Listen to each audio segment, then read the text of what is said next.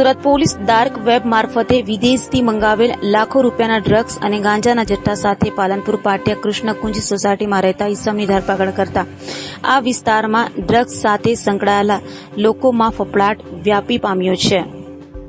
Surat police no drugs in Surat city બનાવવા તરફ આગળ વધી રહી છે, ત્યારે સુરત પોલીસ કમિશનર દ્વારા સુરત શહેરમાંથી નાર્કોટિક્સની બદીને દૂર કરવા માટે આગળ વધી રહી છે। તેના અનુસંધાને એસઓજી પોલીસને માહિતી મળી હતી કે ડાર્ક વેબ મારફતે વિદેશથી મંગાવવામાં આવેલ એલએસડી ડ્રગ્સ તથા હાઇબ્રિડ ગાંજાનો જથ્થો અડાજણ પોલીસ સ્ટેશન વિસ્તારમાં આવેલ પાલનપુર પાટિયા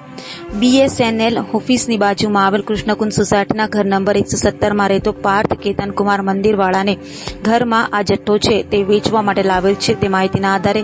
એસઓજી પોલીસે રેડ કરતા તેના ઘરમાંથી ડાર્ક વેબ મારફતે મંગાવેલ 42,50,000નો ડ્રગ્સ તેમજ 62,000થી વધુનો હાઇબ્રિડ ગાંજો મળી કુલ 43 લાખથી વધુના મુદ્દા માલ સાથે આરોપીની ધરપકડ કરી હતી।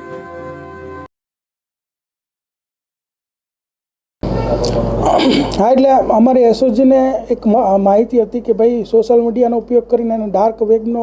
ઉપયોગ કરીને અમુક જે પેડલર્સ છે તેઓ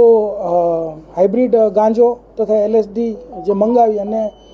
શહેરમાં વેચવાની પ્રવૃત્તિ સાથે જોડાયેલા છે એવી અમને એક અંગત માહિતી હતી। અમે છેલ્લા 4 મહિનાથી એની વોચ ચાલતી હતી અને આ દરમિયાનમાં અમદાવાદમાં પણ એક આવો કેસ થયો અને જે બેંગકોકથી આવેલા અમુક પાર્સલો જપ્ત થયા, તો અમે એક ડ્રાઈવનું આયોજન કર્યું અને ડ્રાઈવ દરમિયાન અમને એક હકીકત મળી કે ભાઈ પાર્થ મંદિરવાલા કરીને એક વ્યક્તિ જે અડાજણમાં કૃષ્ણકુંજ સોસાયટીમાં રહે છે એ આવો જથ્થો એણે મંગાવેલો છે। તો ત્યાં જઈને રેડ કરતાં અમને ત્યાંથી 21.820 ગ્રામ હાઇબ્રિડ ગાંજો મળ્યો, જેની કિંમત 65,000 સમથિંગ થાય છે અને 9 LSDની સ્ટ્રીપ મળી છે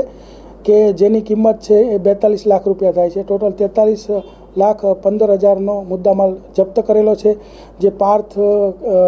મંદિરવાલા છે આરોપી, એ ઘરે મળી આવેલ નથી અને અમને માહિતી મળી છે કે તે બેંગકોક ખાતે છે, એટલે અત્યારે અમે NDPSની કલમો ઉમેરીને કેસ કરેલો છે તથા તેની શોધખોળ ચાલુ છે અને એને મળી આવે આ જે ડાર્ક વેબ અને સોશિયલ મીડિયાની જે પ્રવૃત્તિ છે કેટલી અહીંયા